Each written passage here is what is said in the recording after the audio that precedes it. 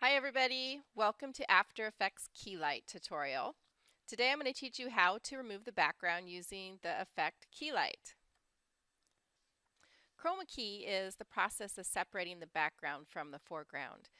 Usually a blue or green background is used because we don't have that in our skin tone. Stargate Studio's virtual backlot reel 2009 on YouTube shows some great examples of how you can use green screen and how it's been used in many TV series. So I recommend that you go and Google that on YouTube if you'd like to see some great examples. Lighting is the secret to this process. When you go to shoot your footage, you need to make sure that the background is evenly lit so it can be easily eliminated when you bring it into post-production.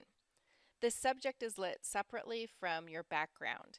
If you know what image you're going to use, you can look at it and see where the shadows are so that you can make sure that your subject has the same types of shadows. Think about where the sun is or light source, and the shadows need to match in both the subject and the background. This is going to be the biggest way that you can't sell a scene because the shadows don't match. In Premiere Pro, we use the Ultra key, and I have a video tutorial on my channel that you can follow. In After Effects, we're going to use the Keylight effect. The Keylight actually won an Academy Award and has been added into After Effects, and it's just a fantastic effect.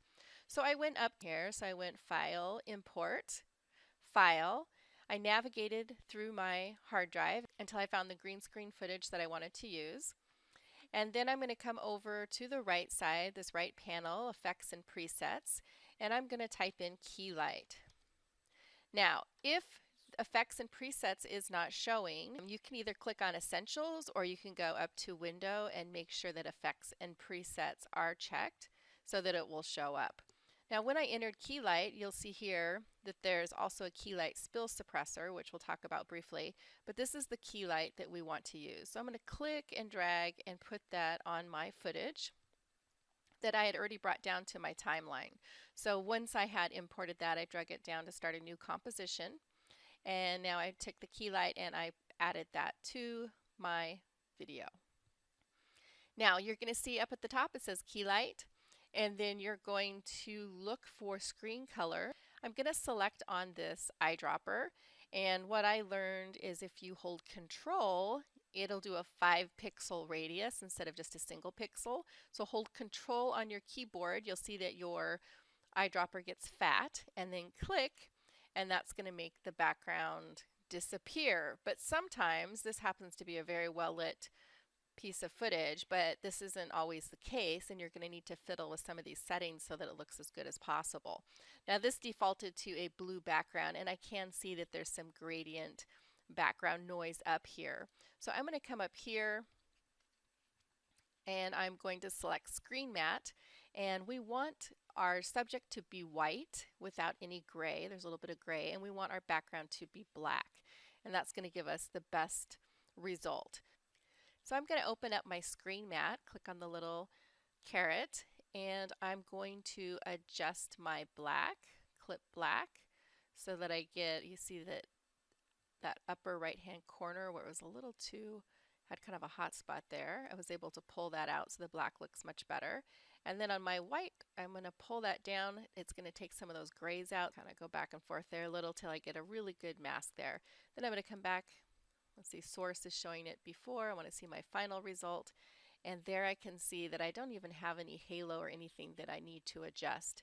Now sometimes you're going to need to use this Keylight spill suppressor if this did not knock out perfectly, but mine knocked out really well, and I'm not going to need to add any additional tweaks to it.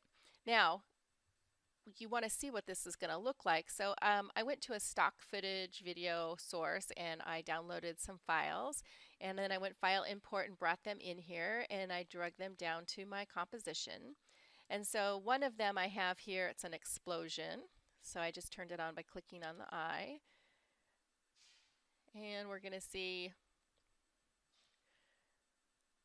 Christian's calmly working here, unaffected by the background that's going to be exploding behind him.